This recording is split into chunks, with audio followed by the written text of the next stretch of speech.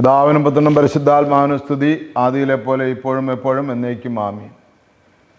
ദൈവത്താൽ അനുഗ്രഹിക്കപ്പെട്ട മാരാനാത്ത യൂട്യൂബ് ചാനലിലൂടെ ദൈവവചനം കേട്ടുകൊണ്ടിരിക്കുന്ന എല്ലാ പ്രിയപ്പെട്ടവർക്കും ഒത്തിരി സ്നേഹത്തോടെ, ഒത്തിരി ദൈവ വാത്സല്യത്തോടെ എല്ലാവരെയും സ്വാഗതം ചെയ്യുന്നു. കർത്താവിനായ യേശുക്രിസ്തുവിൻ്റെ സ്നേഹവന്ദനം നിങ്ങളെ അറിയിക്കുന്നു. പ്രിയമുള്ളവരെ, നാം കേട്ടുകൊണ്ടിരുന്ന ദൈവവചനത്തെ നമുക്ക് കൂടുതൽ നമ്മുടെ ജീവിതത്തിലേക്ക് സാംശീകരിച്ചുകൊണ്ട് ശക്തി പ്രാപിക്കാം. സത്യം കൊണ്ട് അരമുറുക്കി നീതിയുടെ കവചം ധരിച്ച് നിങ്ങൾ ഉറച്ചു നിൽക്കുവിൻ എന്നാണ് നമ്മൾ കഴിഞ്ഞ ശുശ്രൂഷയിൽ കേട്ടത്. എഫേസ്യർ 6:14. സത്യം കൊണ്ട് അരമുറുക്കി നീതിയുടെ കവചം ധരിച്ച് നിങ്ങൾ ഉറച്ചു നിൽക്കുവിൻ. പുറകിലല്ല, മുന്നിൽ തന്നെ നിൽക്കണമെന്ന ഒരാഹ്വാനമാണ് നമ്മൾ കേട്ടത്. നമുക്ക് അതുകൊണ്ട് ഒരു വാക്ക് പ്രാർത്ഥിച്ച് ഇന്നത്തെ ശുശ്രൂഷ ആരംഭിക്കാം. കർത്താവേ, കേട്ട വചനങ്ങളെ പ്രതി നന്ദി പറയുന്നു. കേട്ടുകൊണ്ടിരിക്കുന്ന വചനങ്ങളെ പ്രതി നന്ദി പറയുന്നു. നല്ലൊരു ധ്യാനം ഈ വചന ശുശ്രൂഷകൾ കൊണ്ട് ഞങ്ങൾക്ക് അനുഭവിക്കുവാൻ, ഞങ്ങൾക്ക് മനസ്സിലാക്കുവാൻ തക്കവണ്ണം ഞങ്ങളുടെ മേൽ അവിടുന്ന് കൃപയായിരിക്കണമേ, കരുണയായിരിക്കണമേ. സമുദ്രം ജലം കൊണ്ട് മൂടുന്നത് പോലെ ഭൂമി അവിടുത്തെ ജ്ഞാനം കൊണ്ട് നിറയുമെന്ന് അവിടുന്ന് കൽപ്പിച്ചരുളി. കർത്താവേ, ഞങ്ങളും അങ്ങയുടെ ജ്ഞാനം കൊണ്ട് നിറഞ്ഞ് ഒരു വിശുദ്ധ ജീവിതത്തിൻ്റെ ഉടമകളായി തീരുവാൻ, സത്യവും നീതിയും ധർമ്മനിഷ്ഠയുമുള്ള ദൈവമക്കളായി തീരുവാൻ ഞങ്ങൾക്ക് കൃപ നൽകണമേ. പരിശുദ്ധ അമ്മേ, ദൈവമാതാവേ, സകല വിശുദ്ധന്മാരെ, ശുദ്ധിമതികളെ ഞങ്ങൾക്ക് വേണ്ടി പ്രാർത്ഥിക്കണം. ഏതൊരാഗ്രഹത്തോടു കൂടി, ഏതൊരാവശ്യത്തിൻ്റെ മേൽ ഇന്ന് നിൻ്റെ മക്കൾ ഏതൊരു പ്രതിസന്ധിയിലായിരിക്കുന്നുവോ അത് ആ പ്രതിസന്ധിയെ കടന്നു പോകാനുള്ള ജ്ഞാനം കൊടുക്കണമെന്ന് പ്രാർത്ഥിക്കുന്നു.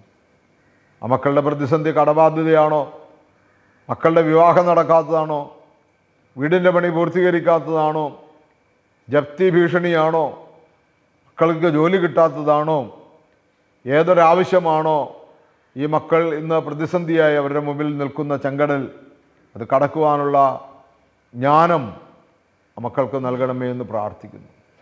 ഈ വചന ശുശ്രൂഷ അനേകർക്ക് പ്രയോജനമായി തീരുവാൻ തക്കവണ്ണം ആത്മാവിൽ നിറഞ്ഞ, ജ്ഞാനത്താൽ നിറഞ്ഞ ശുശ്രൂഷയായി തീരുവാൻ ബലഹീനായി എന്നെയും അനുഗ്രഹിക്കണമെന്ന് പ്രാർത്ഥിക്കുന്നു. യേശുവിൻ്റെ പരിശുദ്ധ നാമത്തിൽ പ്രാർത്ഥിക്കുന്നു. കൃപയുടെ കേട്ട് ഉത്തരം തരുമാറാകണമേ. ആമീൻ. Hallelujah, hallelujah. പ്രിയമുള്ളവരെ, നമ്മൾ ജ്ഞാനം കൊണ്ട് നിറയണം, അല്ലെങ്കിൽ സത്യം കൊണ്ട് അരമുറുക്കി നീതിയുടെ കവചം ധരിച്ച് ഉറച്ചു നിൽക്കണമെന്ന ചിന്തയിലൂടെയാണ് നമ്മൾ കടന്നു പോകുന്നത്. നമ്മൾ ഉൽപ്പത്തി പുസ്തകം വായിക്കുമ്പോൾ ഉൽപ്പത്തി പുസ്തകത്തിൽ യാക്കോബ് എന്ന് പറയുന്ന ഒരു ആളെ നമുക്ക് കാണുവാനായിട്ട് കഴിയും. അബ്രാഹാം, ഇസഹാക്ക്, യാക്കോബ്.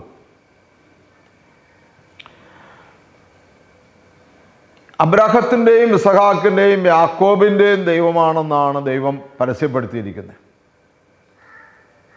നിങ്ങളുടെ പിതാക്കന്മാരായ അബ്രാഹാമിൻ്റെയും ഇസഹാക്കിൻ്റെയും. അപ്പോൾ ഇസ്രായേൽ ഗോത്രങ്ങളുടെ, അല്ലെങ്കിൽ ഇസ്രായേൽ ജനത്തിൻ്റെ പൂർവിക പിതാക്കന്മാരിൽ ഒരാളാണ് യാക്കോബ്. എന്നാൽ ഈ യാക്കോബ് തൻ്റെ അമ്മയുടെ സഹോദരനും തൻ്റെ ഭാര്യമാരുടെ അപ്പനുമായ ലാബാൻ എന്ന് പറയുന്നതിൻ്റെ ആളുടെ വീട്ടിൽ താമസിച്ച് അദ്ദേഹത്തിൻ്റെ ആടുകളെ മേയിച്ച് നടക്കുകയും, എന്നാൽ അന്നുവരെയും യാതൊരു സമ്പാദ്യവുമില്ലാതെ ഒരു പൊട്ടനെ പോലെ, ഒരറിവില്ലാത്തവനെ പോലെ അമ്മാവൻ്റെ ചൂഷണത്തിന് വിധേയമായി ജീവിക്കുകയും ചെയ്യുന്ന ആളായിരുന്നു. വലിയ സൗഭാഗ്യങ്ങളുള്ള വീടായിരുന്നു, വലിയ ദൈവാധീനമുള്ള വീടായിരുന്നു. സത്യദൈവത്തെ സത്യമായി തന്നെ ആരാധിച്ചു പോന്ന ഒരു കുടുംബമായിരുന്നു യാക്കോബിൻ്റേത്.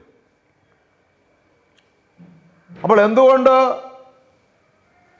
ഈ മനുഷ്യൻ ഇതുപോലെയുള്ള ഒരു അവസ്ഥയിലേക്ക് എത്തിച്ചേർന്നു എന്ന് ചിന്തിക്കാം, അല്ലെങ്കിൽ അദ്ദേഹം തന്നെ ചിന്തിച്ചിട്ടുണ്ടാവും.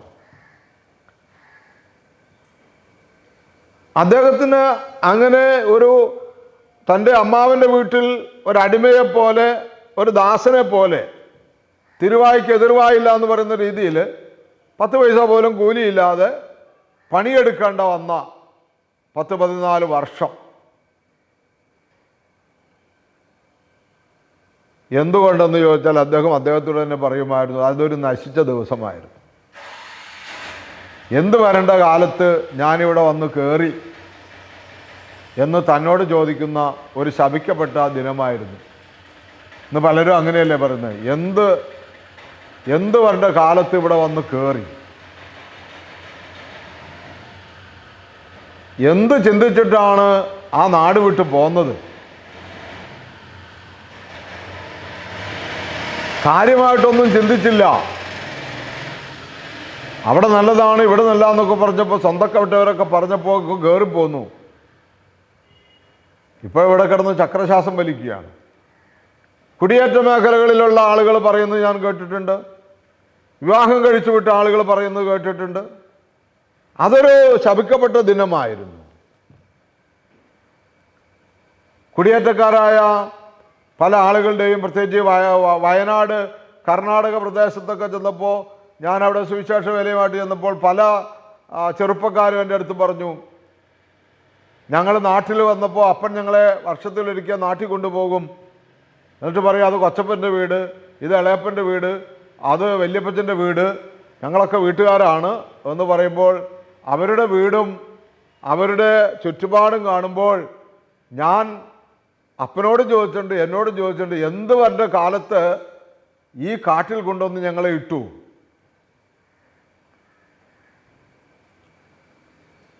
ഒരിക്കലും ഒരു സഹോദരനോട് പറഞ്ഞു, കൊച്ചപ്പന്മാരുടെ വീട് കണ്ടപ്പോൾ അപ്പനോടും എന്നോട് തന്നെ എനിക്കൊരു വാശിയായിരുന്നു.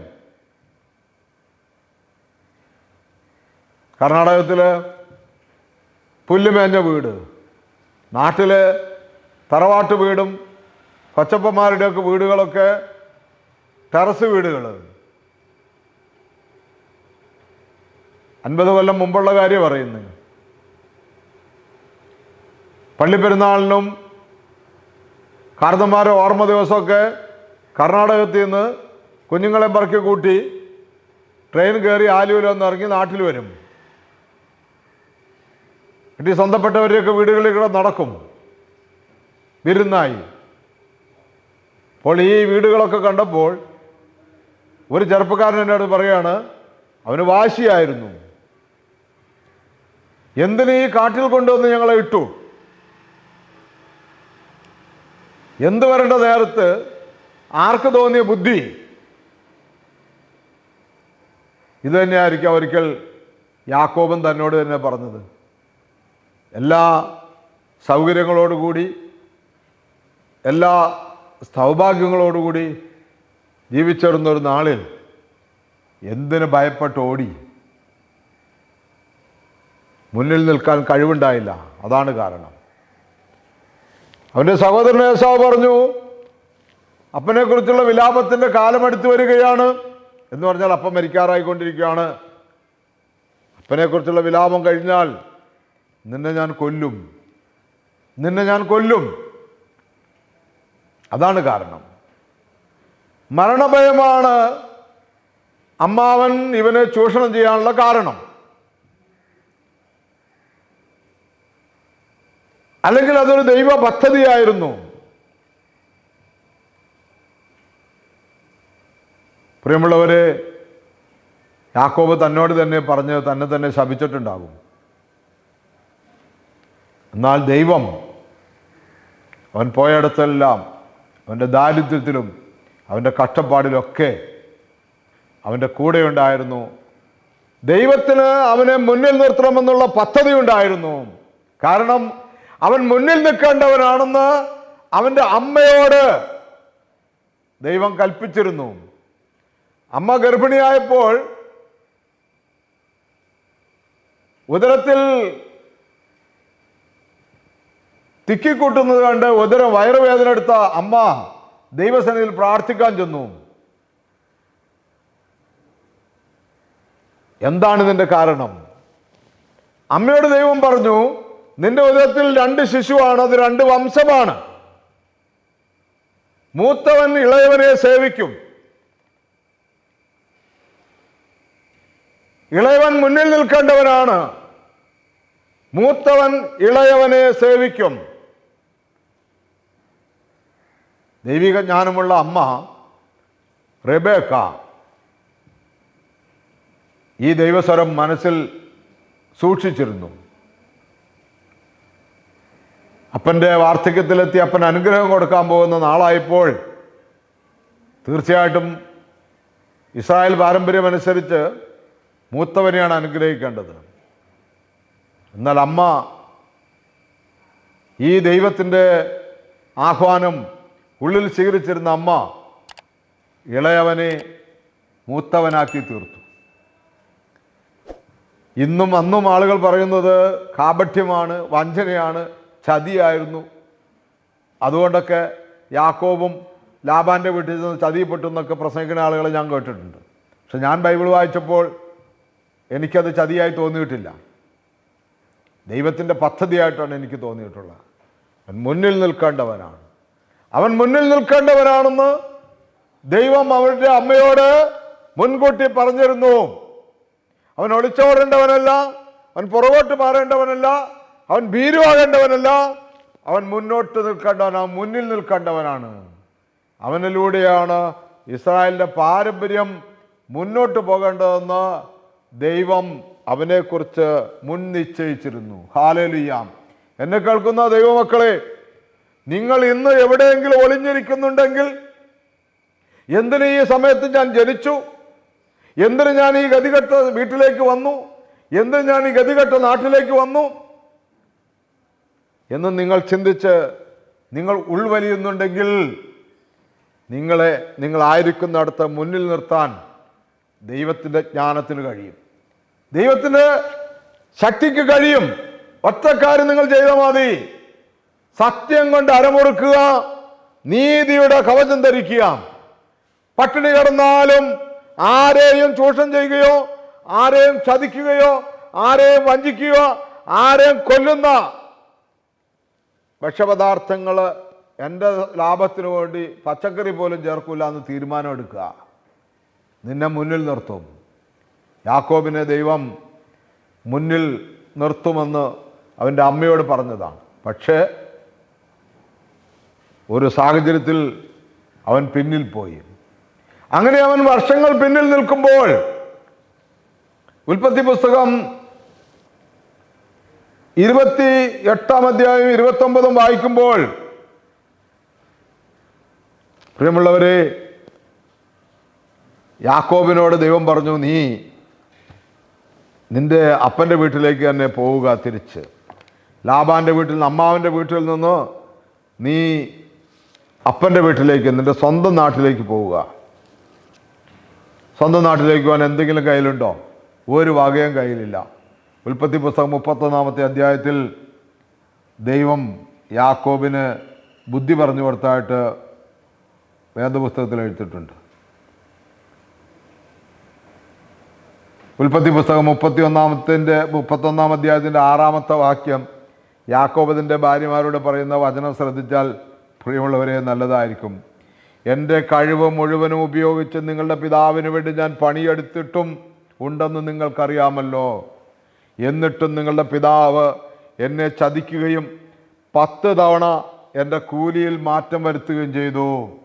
പക്ഷേ എന്നെ ദ്രോഹിക്കാൻ ദൈവം അനുവദിച്ചില്ല.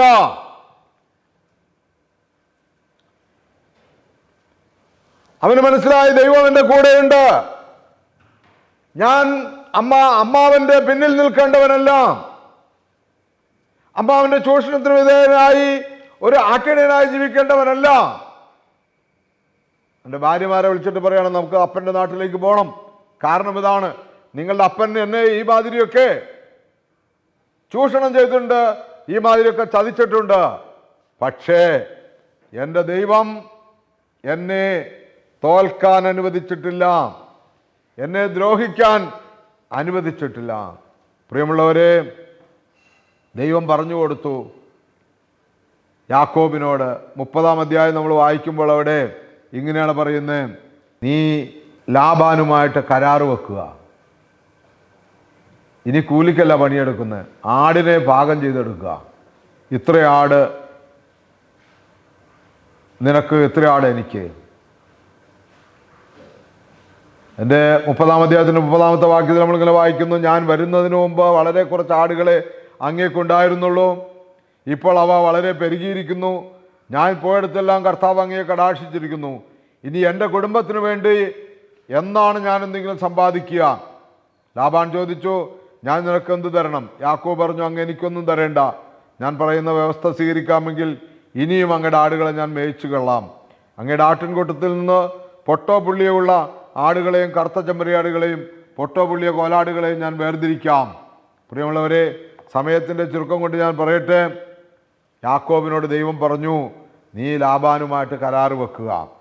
ഇന്നത് പൊട്ടോ പുള്ളിയൊക്കെ ഉള്ള ആടുകൾ വേർതിരിച്ചിട്ട് അത് പൊട്ടും പുള്ളിയുള്ളതൊക്കെ എൻ്റെ പ്രതിഫലമായിരിക്കട്ടെ. ലാബാൻ സന്തോഷത്തോടെ സ്വീകരിച്ചു. കാരണം എന്തറിയുമോ, അന്ന് പൊട്ടോ പുള്ളി ആടുകൾ വളരെ വിരളമാണ്, വളരെ കുറച്ചുള്ളൂ. പക്ഷെ ദൈവം യാക്കോബിനോട് പറഞ്ഞിരുന്നു, ആടുകൾ കിണറ്റിങ്കര വെള്ളം കുടിക്കാൻ വരുമ്പോൾ നീ എന്താ പറയുന്നത്, ബദാമിൻ്റെയും അഴിഞ്ഞലിൻ്റെയും ഇലവിൻ്റെയും പച്ചക്കമ്പുകൾ വെട്ടിയെടുത്ത് അവയിൽ അങ്ങിങ്ങ് വെളുപ്പ് കാണത്തക്കവണ്ണം തൊലിയുരിഞ്ഞ് കളയുക. താൻ തൊലിയുരിഞ്ഞ് മാറ്റിയ കമ്പുകൾ ആടുകൾ വെള്ളം കുടിക്കുന്ന പാത്തികളിൽ അവയുടെ മുമ്പിൽ അവൻ കുത്തി നിർത്തി. വെള്ളം കുടിക്കാൻ വരുമ്പോഴാണ് അവ ഇണ ചേരാറുള്ളത്. ആടുകൾ ഈ കമ്പുകളുടെ മുമ്പിൽ ഇണ ചേർന്നു. അവയ്ക്ക് പൊട്ടും പുള്ളിയും വരയുമുള്ള കുട്ടികളുണ്ട്. അങ്ങനെ ലാബാന്റെ സമ്പത്ത് കുറഞ്ഞു, യാക്കോബിൻ്റെ സമ്പത്ത് വർദ്ധിച്ചു. പ്രിയമുള്ളവരെ, യാക്കോബ് സമ്പത്ത് കൊണ്ട് മുന്നിലായി. ലാബാന്റെ മുമ്പിൽ നിന്ന് യാക്കോബ് ഭാര്യമാരെയും കുട്ടികളെയും ആടുമാടുകളെയും കൂട്ടിയെല്ലാം യാത്ര തിരിക്കുകയാണ്. പക്ഷേ അപ്പോഴും യാക്കോബിന് ഇത്രയും വസ്തുവകളും സമ്പത്തൊക്കെ ഉണ്ടായെങ്കിലും യാക്കോബിന് മുന്നിൽ നിൽക്കാനുള്ള ധൈര്യമില്ല. യാക്കോബ് യാബോക്കെന്ന് കടവിൻ്റെ അടുക്കൽ വന്നപ്പോൾ അവൻ്റെ ഭാര്യമാരെയും മക്കളെയും ആടുമാടുകളെയും എല്ലാം മുൻപേ തൻ്റെ സഹോദരൻ തന്നെ കൊല്ലുമെന്ന് ഉറക്കെ പ്രഖ്യാപിച്ച ഏസാവിൻ്റെ കാണാനായിട്ട് എതിരെ വരുന്നത് കേട്ടപ്പോൾ ഇവരെല്ലാം മുൻപേ പറഞ്ഞുവിട്ട് ഏസാവിന് സമ്മാനവും പറഞ്ഞുവിട്ട് ഭൃത്യന്മാരെ അയച്ചു. പക്ഷേ യാക്കോബ് ഭയന്ന് മുന്നിൽ നിൽക്കാനുള്ള കെൽപ്പില്ലാതെ, സഹോദരനെ നേരിടാനുള്ള കഴിവില്ലാതെ യാബോക്ക് കടവുങ്കൽ ഒറ്റയ്ക്കിരിക്കുമ്പോൾ ഒരു മനുഷ്യൻ വന്ന് യാക്കോബിനോട് ഗുസ്തി പിടിച്ചു. ഞാനീ പറയുന്ന കാര്യങ്ങളൊക്കെ നിങ്ങൾക്ക് വ്യക്തമായിട്ട് അറിയാവുന്നതാണ്. യാക്കോബിനോട് ഗുസ്തി പിടിച്ചു. യാക്കോബിനോട് ഗുസ്തി പിടിച്ചു. അത് ആ ഗുസ്തി പിടിക്കുന്നയാൾ തോൽക്കുമെന്ന് കണ്ടപ്പോൾ യാക്കോബിൻ്റെ അരക്കെട്ടിന് തട്ടിയെന്നാണ് പറയുന്നത്, ബൈബിളിൽ എഴുതിയിരിക്കുന്നത്. യാക്കോബിൻ്റെ കാല് ഇങ്ങനെ ഞൊണ്ടിപ്പോയി. അപ്പോൾ യാക്കോബ് ഗുസ്തി പിടിച്ച മനുഷ്യനെ കണ്ടു, ദൈവമാണെന്ന് മനസ്സിലായി. തന്നോട് മൽപ്പിടുത്തം നടത്തുന്നത് ദൈവമാണെന്ന് മനസ്സിലാകുകയും എന്നെ അനുഗ്രഹിച്ചതില്ലാതെ നിന്നെ വിടുകയില്ല എന്ന് പറയുകയും യാബോക്ക് കടവെങ്കിൽ വെച്ച് ദൈവാനുഗ്രഹം ലഭിച്ച് ഏസാവിനെ നേരിടുവാനുള്ള ധൈര്യമുള്ളവനായി, മുന്നിൽ തന്നെ നിൽക്കുവാനുള്ള ധൈര്യമുള്ളവനായി തീർന്നു. അങ്ങനെ പ്രിയമുള്ളവരെ, ഇന്നും നമ്മുടെ മുൻപിലാണ് യാക്കോബ്. മോശ ദൈവത്തോട് ചോദിച്ചു, നീ ആരെന്നാണ് ഞാൻ ഫറവോയോട് പറയേണ്ടത്?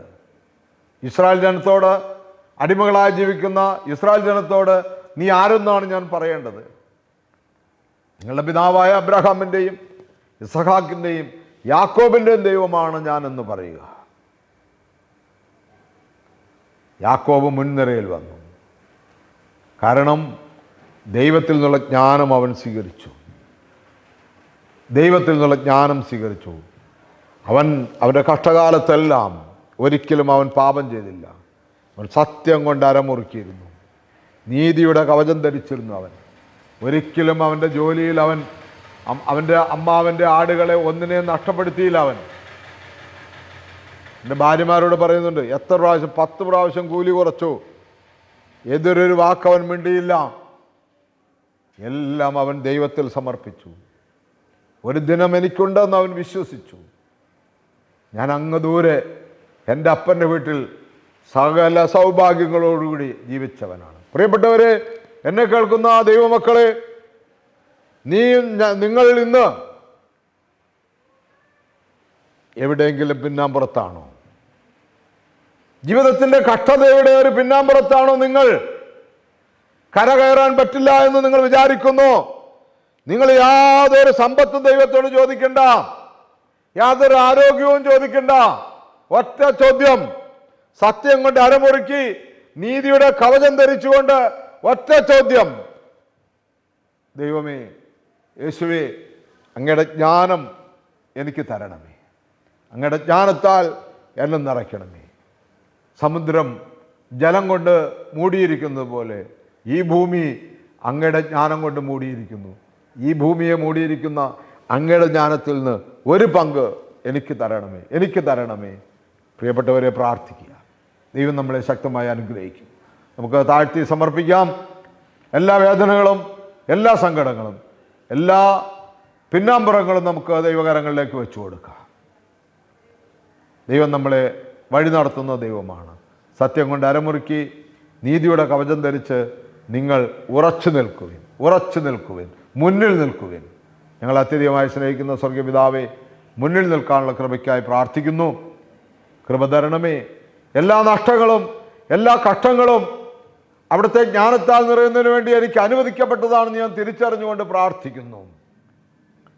യാബോക്ക് കടവിങ്ങിലിരിക്കുന്ന യാക്കോബിനെ പോലെ എന്നെ അനുഗ്രഹിച്ചല്ലാതെ ഞാൻ നിന്നെ വിടുകയില്ല എന്ന് ഞാൻ ഏറ്റു പ്രാർത്ഥിക്കുന്നു. കർത്താവേ, സ്തോത്രം. അനുഗ്രഹിക്കുന്നവനായ ദൈവമേ, കൃപ ചൊരിയണമേ എന്ന് പ്രാർത്ഥിക്കുന്നു. യേശുവേ നന്ദി, യേശുവേ സ്തോത്രം, യേശുവേ ആരാധന.